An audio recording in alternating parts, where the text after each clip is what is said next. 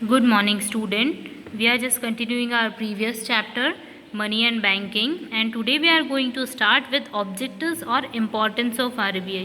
Student, आपको पता है कि हमने लास्ट क्लास के अंदर देखा था that what are the functions of RBI और आरबीआई क्या होता है, रिजर्व बैंक ऑफ इंडिया क्या होता है और उसके फंक्शंस देखे थे. And today we are going through its objective. आज अपन उसके ऑब्जेक्टिव देखते हैं. तो द ऑब्जेक्ट मतलब क्या होता है, तो object means the purpose to establish a particular bank. ठीक है, मतलब कि ऑब्जेक्टिव मतलब किसी चीज़ को अगर हमने इस्टेब्लिश किया है तो what was the reason behind it. तो किसी चीज़ की कोई इंपॉर्टेंस होगी, किसी चीज़ की कोई ड्रॉबैक को दूर करता होगा, इसी को अपन ऑब्जेक्टिव बोलते हैं. तो ऑब्जेक्टिव और importance one and the same thing. Examiner आपसे दोनों तरीके से क्वेश्चन पूछेगा, you have to write the same answer, objective पूछे या इंपॉर्टेंस. तो लेट्स डिस्कस देम. तो first is that the coordination between monetary and credit policy means कि जो आरबीआई होता है उसका ऑब्जेक्ट क्या होता है, that there should be a proper coordination between monetary policy and credit policy. Next point बोलता है adequate development of banking system. Next international monetary relations, then agricultural credit management, then stabilization of internal and external values of Indian currency, then centralization of fund. Now let's discuss them individually. अब अपन पढ़ते हैं individual तरीके से. तो first point is that coordination between monetary and credit policy. Student एक चीज़ ध्यान रखना कि मॉनिटरी पॉलिसी और क्रेडिट पॉलिसी दोनों के बीच में डिफरेंस होता है. मॉनिटरी पॉलिसी मीन्स होता है the policy related with money. ठीक है, जो भी पॉलिसी कैसे रिलेटेड होती है, मनी से रिलेटेड होती है, उसको अपन क्या बोलते हैं, monetary policy. Means the policy related to issue notes, जैसे नोट्स इशू करने की पॉलिसी या फिर कॉइन्स इशू करने की policy, it would be known as monetary policy. ठीक है. नेक्स्ट इज क्रेडिट पॉलिसी होती है, जिसके अंदर हम ये डिसाइड करते हैं दैट हाउ मच क्रेडिट या how much amount should be kept bye a bank. ठीक है, तो इन दोनों के बीच में मार्केट में कितने पैसे होने चाहिए, इसके बारे में भी डिस्कशन या डिसाइड कौन करता है, तो आरबीआई दोनों के बीच में कोऑर्डिनेशन इस्टेब्लिश करता है. अगर मार्केट में ज़्यादा पैसे होंगे मीन्स अगर एक्सेस मनी होगा तो इससे इकोनॉमी को एडवर्स इफेक्ट पहुंचेगा, और डेफिशिट मनी होगा तो लोगों की डिमांड सेटिस्फाई नहीं हो पाएगी. So there should be proper coordination. तो the coordination would be establish by the RBI. ये कोऑर्डिनेशन जो है वो कौन स्टेब्लिश करने वाला है, आरबीआई कोऑर्डिनेशन स्टेब्लिश करने वाला है. ठीक है. Next point is that the adequate development of banking system. Adequate means that the proper.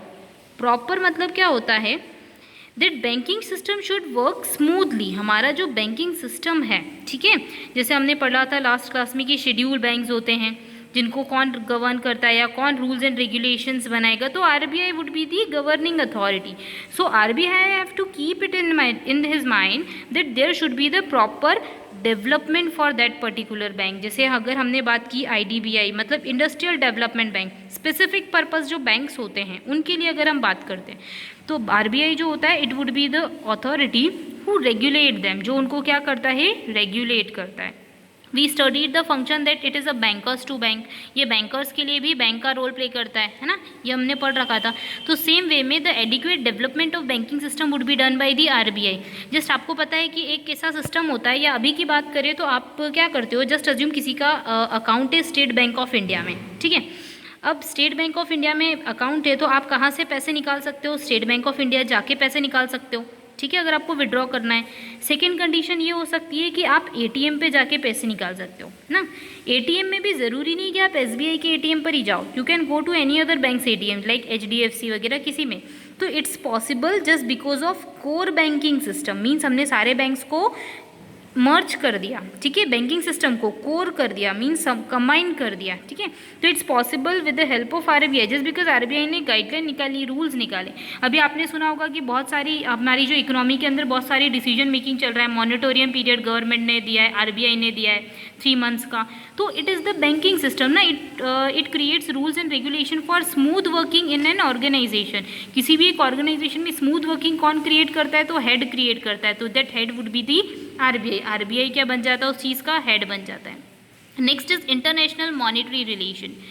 मतलब कि जब भी अगर जस्ट अज्यूम, अभी आपको पता है कि हमारी कंट्री में राफेल आए है ना, अभी एक चीज़ स्टूडेंट ये चीज़ ध्यान रखना है कि हम जो इकोनॉमिक्स सब्जेक्ट पढ़ेंगे ना, अब ये 11th का इकोनॉमिक्स नहीं है कि हम स्टैटिस्टिक्स पढ़ लिया हो गया हमारा काम, हिस्ट्री के टॉपिक्स पढ़ लिए हो गया काम। यहाँ पे 12th क्लास का जो भी हम इकोनॉमिक्स में कंटेंट पढ़ने वाले हैं वो हम प्रैक्टिकली को रिलेट करेंगे। तो आपको अभी इकोनॉमी में क्या चल रहा है, कौन सी क्या कंडीशन बन रही है, कैसे वर्किंग हो रही है, इसके बारे में आपको नॉलेज होना चाहिए, है ना। तो जैसे इंटरनेशनल मॉनेटरी रिलेशंस मींस कि we have to establish a monetary relation, मतलब कि जस्ट अज्यूम हमें पैसे की ज़रूरत है, हमें लोन की ज़रूरत है, तो क्या करते हैं हम आरबीआई के हमारा जो इंडिया को अगर लोन की ज़रूरत है, रिक्वायरमेंट है, तो वो किसी कंट्री से अगर लोन लेता है तो the RBI would be the bank जो वहाँ पे उस अमाउंट को क्या करती है, होल्ड। कोई गवर्नमेंट की भी क्या करती है, एजेंसी वर्क करती है, ठीक है। तो हम आरबीआई का बोल सकते हैं that it play the role, या फिर the object of RBI is just to make a proper relation, या फिर इंटरनेशनल लेवल पे जो मॉनेटरी रिलेशन डील करता है वो कौन करता है, आरबीआई, ठीक है। जैसे सारा होता है ना, अभी आप सुन रहे होंगे कि WHO जो है वो हेड है, ठीक है, पूरी हेल्थ डिपार्टमेंट का पूरे वर्ल्ड के अंदर। तो वैसे ही हमने एक हेल्थ मिनिस्टर बना रखा है, वैसे ही आरबीआई है बट आरबीआई एक स्टैट्यूटरी बॉडी है, एक सेपरेट बॉडी है जो रूल्स रेगुलेशन बनाएगा। तो it create a smooth relation, या फिर it represent our whole economy. RBI हमारी इकोनॉमी को रिप्रेजेंट करता है। Next is agricultural credit management. You know कि हमारी कंट्री का जो 70% पॉपुलेशन या 60 to 65% के आसपास का जो पॉपुलेशन है, it's fully dependent on agriculture. So RBI use to make rules regulations for that particular bank which provide loan to the agriculture purpose, ठीक है। तो RBI would be the managing authority. यहाँ पे आरबीआई जो होता है वो क्या हो जाता है, मैनेजिंग अथॉरिटी हो जाता है, हु वुड क्रिएट या फिर who would manage the whole banking system या फिर agricultural credit system. Next is that stabilization of internal and external values of Indian currency. अब ये क्या होता है, तो आपको पता है कि हमारी कंट्री जो है उसकी जो करेंसी है वो रुपए है, ठीक है, we are dealing in rupees. तो कभी ये इंक्रीज़ हो जाती है डॉलर की कंपैरिजन में, कभी डिक्रीज़ हो जाती है, तो RBI would play a role. यहाँ पे अब आरबीआई का बहुत इंपॉर्टेंट रोल आता है। ये कैसे रोल प्ले करता है, ये हम एक चैप्टर पढ़ेंगे गवर्नमेंट बजट्स, ठीक है। उस चैप्टर में हम और डिटेल में पढ़ेंगे इस टॉपिक को कि कैसे इंडियन करेंसी की वैल्यू को वो इंक्रीज़ या डिक्रीज़ होती है, या कैसे वर्किंग होती है, इन्फ्लेशन वगैरह कैसे आता है, ठीक है। तो अभी हम इसको सिर्फ शॉर्ट में पढ़ते हैं कि आरबीआई जो होता है वो इंटरनली और एक्सटर्नली हमारी करेंसी की वैल्यू को मैनेज करता है। जस्ट अज्यूम आपके पास 5000 रुपीज़ है, आपके पास कितने रुपए हैं, 5000 रुपीज़ है। अब आपको कोई गुड्स परचेज करना है मार्केट में, मान लो उसकी वैल्यू है 5200, तो what would you do, you would just bargain ना for purchase it of rupees at the rate of rupees 5000। आप उसके लिए बार्गेन करोगे कि हमको 5000 में दे दे। तो means there should be a person who would bargain for it, या फिर who would manage in his fund. आपके पास एक इंसान होगा जो मैनेज करेगा, तो RBI would be that particular person. जो यहाँ पे मैं बार्गेन की बात नहीं कर रही हूँ कि आरबीआई बार्गेन करेगा, but RBI would be the controlling authority जो इंडियन करेंसी का इंटरनली और एक्सटर्नली वैल्यू को क्या करता है, चेंज या एडजस्ट करता है, ठीक है। Next is centralization of fund. Centralization of fund means कि जो भी हमारे पास फंडिंग होती है, means whatever money we had, जो भी हमारे पास पैसे होते हैं, तो इसे central authority means RBI would be the holding authority. अभी आप थोड़े टाइम के बाद या नेक्स्ट वीडियो में मैं आपको बताऊंगी कि जो शेड्यूल बैंक्स होते हैं उनको आरबीआई के पास कुछ पैसे होल्ड करके रखने पड़ते हैं, ठीक है। जस्ट लाइक एक फैमिली के अंदर जस्ट अज्यूम ग्रैंड फादर हैं और फादर हैं, ठीक है। तो जो फादर होंगे वो अपने पैसे में से कुछ पैसे किसको देते हैं, ग्रैंड फादर को, होल्ड करने के लिए, है ना। सेम वे में यही होता है, schedule bank have to cap some amount with the RBI. तो सेम वे में कि सारा फंड किसके पास होता है, the whole fund would lies in the hands of RBI. So RBI would be the central authority who is going to subdivide that particular fund for the benefit of general public, ठीक है। तो RBI जो करता है, it would centralise the whole fund, वो central authority होती है, and it would further distribute the whole fund to the general public, मतलब नोट्स इशू करके, करेंसी इशू करके, जो भी कंडीशंस होती है उसके लिए, ठीक है। तो these above were the objectives, या फिर वी कैन से कि इंपॉर्टेंस ऑफ आरबीआई। आरबीआई के ये सारे ऑब्जेक्टिव्स थे। Student, one thing which you have to keep in your mind कि फंक्शंस और ऑब्जेक्टिव के बीच में बहुत डिफरेंस होता है। फंक्शंस अलग होते हैं, ऑब्जेक्टिव्स अलग होते हैं। तो these were the objective. At least आपको इसमें से 5 पॉइंट्स तो लर्न करना ही। आप पॉइंट्स लर्न कीजिएगा, उसका जो कंटेंट है वो आप अपने आप से लिखने की कोशिश कीजिएगा। अब अपन नेक्स्ट टॉपिक पढ़ते हैं। हमने लास्ट क्लास में इसके फंक्शंस पढ़े थे आरबीआई के। आज अपन पढ़ते हैं that prohibited functions of RBI, कि आरबीआई के ऐसे कौन कौन से फंक्शन है जिसपे प्रोहिबिशंस है। Prohibitions means we can see कि रिस्ट्रिक्शंस है। क्या है, रिस्ट्रिक्शंस है। Restrictions means not allow a person to do a work, उसको बोलते हैं अपन रिस्ट्रिक्शन, कि किसी को कोई काम करने नहीं देना। तो आरबीआई के पास भी कुछ रिस्ट्रिक्शंस हैं, ठीक है। अब आरबीआई को रिस्ट्रिक्शन क्यों लगाए गए, आप ये सोचो, ठीक है। अपने घर में कोई बड़ा मेंबर होता है, उसके ऊपर भी कुछ लिमिटेशंस होती है कि जिसके अकॉर्डिंग उन्हें वर्क करना होता है, कोई लिमिटेशन बाउंड्री होती है। सेम वे में RBI also have some boundaries, और कुछ फंक्शंस है जो वो कंडक्ट नहीं कर सकता। तो ये फंक्शंस या कुछ कंडक्ट नहीं कर सकते, तो क्यों नहीं कर सकते, सबसे पहले अपन इसका रीज़न पढ़ते हैं। द रीज़न इज़ दैट कि first important reason is that the responsibility as a central bank, मतलब कि आरबीआई जो है वो सेंट्रल बैंक है। जस्ट अज्यूम अगर सेंट्रल बैंक ही गलत काम करेगा तो उसके शेड्यूल बैंक्स तो गलत काम करेंगे ही सही। एक फैमिली के अंदर अगर कोई बड़ा मेंबर है कुछ गलत काम कर रहा है तो उसको देख के छोटे मेंबर्स भी सीखेंगे ना। सेम वे में आरबीआई के अंदर भी यही होता है। If RBI would do any type of manipulation then other bank also learn from them, ठीक है। इसलिए आरबीआई के पास कुछ रिस्पॉन्सिबिलिटी होती है, सेंट्रल बैंक का रोल प्ले करता है, इसलिए उसके ऊपर हमने कुछ रिस्ट्रिक्शंस लगा दिए थे that you have not to do that particular actions. Next is that it keeps asset as a liquid form. जैसा मैंने आपको बोला कि schedule bank have to pay some amount to RBI या have to deposit some amount to RBI, so they have liquid funds, उनके पास liquid funds होता है। So there should not be any manipulation because it is for the benefit of general public, वो general public के benefit के लिए होते हैं, उस अमाउंट में कोई मैनिपुलेशन नहीं होना चाहिए। इसलिए हमने क्या करा, आरबीआई पे रिस्ट्रिक्शन लगाए।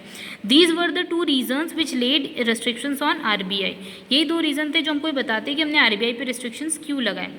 लेट्स डिस्कस दैम इंडिविजुअली कि कौन कौन से रिस्ट्रिक्शंस हैं। तो first is that as per section 19 of RBI act, as per section 19 मतलब जो आरबीआई का एक्ट है उसके अकॉर्डिंग, सेक्शन 19 के अकॉर्डिंग कुछ एक्शंस हैं जो आरबीआई नहीं कर सकता। One is can not engage in trade. You know trade क्या होता है, trade means buying and selling of goods and services.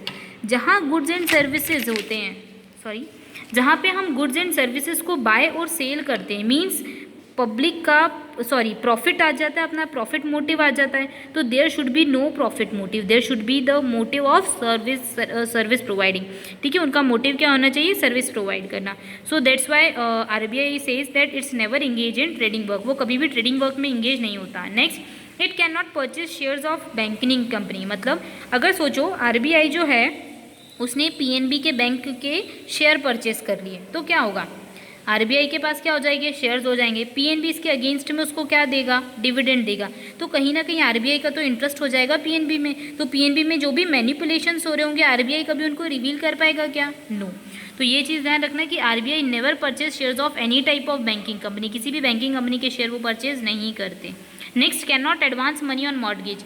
अगर आप किसी को मनी एडवांस करते हो, लोन प्रोवाइड करते हो, तो आपको इसके अगेंस्ट में क्या मिलता है, इंटरेस्ट। अगर जहाँ पे इंटरेस्ट मिला means it would be your profit motive. So that's why हम बोलते हैं कि RBI never mortgage any type of money, कभी भी लेंडिंग नहीं करता, वो जनरल पब्लिक को नहीं करता, बट जब भी बैंक को रिक्वायरमेंट होती है तो वो हमेशा उसको पैसे देता है, ठीक है। जनरल पब्लिक के केस में हम बात कर रहे हैं। Next, it can not become the owner of immovable property. Just assume अगर मान लो कि किसी पर्सन की कोई प्रॉपर्टी है, तो if you have a property then you have some interest in it. अगर आपके पास कोई प्रॉपर्टी होगी तो आपका उसमें इंटरेस्ट हो जाएगा। तो RBI never make any interest in any type of assets. तो दैट्स वाई आरबीआई कभी भी अपने लिए पर्सनल इमूवेबल प्रॉपर्टी वगैरह परचेज नहीं कर सकता। बट हाँ, इमूवेबल प्रॉपर्टी अगर कोई बैंक जो है उसके पास की लिक्विड फॉर्म में पड़ी हुई है, या फिर ये बात कर सकते हैं अगर कोई बैंक जो है वो इंसॉल्वेंट हो गया है, बैंक करप्ट हो गया है, जैसे कोई जनरल पार्टी बैंक करप्ट होती है वैसे कोई बैंक जो होते हैं ना वो भी होते हैं बैंक करप्ट, तो उस केस में रिकवरी करने के लिए वो प्रॉपर्टी को रख सकते हैं just for recovery purpose, but not as a their own assets, ठीक है। Next is can not make loans and advances, as we discussed earlier कि लोन्स एंड एडवांसेज कभी भी आरबीआई लैंड नहीं करता जनरल पब्लिक को। मीन्स आप कभी आरबीआई के पास पैसे लेने नहीं जाओगे, आप किसके पास जाओगे, शेड्यूल बैंक के पास। फिर शेड्यूल बैंक को अगर रिक्वायरमेंट होगी तो वो आरबीआई के पास जाएंगे, you can not go directly to RBI, okay. Next, can not draw और accept a bill. Simple case जो मीन्स वी कैन से कि ये जो तीनों पॉइंट्स है ना, these all 3 points are related to schedule banks, ठीक है। जो शेड्यूल बैंक का फंक्शन है वो कभी भी आरबीआई प्ले नहीं करेगा। Means they can not draw और एक्सेप्ट अ बिल्स पेबल और they can not allow interest on deposits, वो कभी भी इंटरेस्ट ऑन डिपॉजिट्स अलाउ नहीं करते। These are the some functions which RBI never follows, या फिर these were the some area where restrictions had been imposed to the RBI, okay. I hope आपको ये चीज़ समझ में आ गई होगी। अगर आप अपने 2 टॉपिक एटलीस्ट बचे इस चैप्टर में, फिर इसके बाद आपको इसका वीडियो का PDF इस चैप्टर का PDF मिल जाएगा, तो आप कॉपी में लिख लीजिएगा। Okay, thank you.